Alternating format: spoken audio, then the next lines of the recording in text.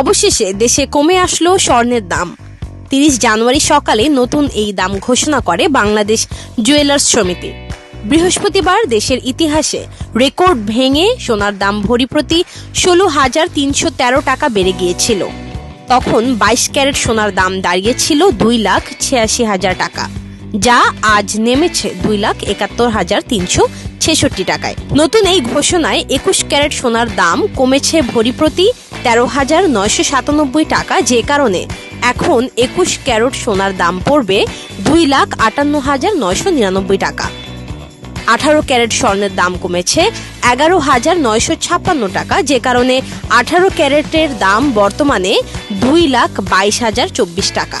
সনাতন পদ্ধতির স্বর্ণের দাম কমেছে 10,206 টাকা। তাই সনাতন পদ্ধতি স্বর্ণের নতুন দাম 1,82,833 টাকা।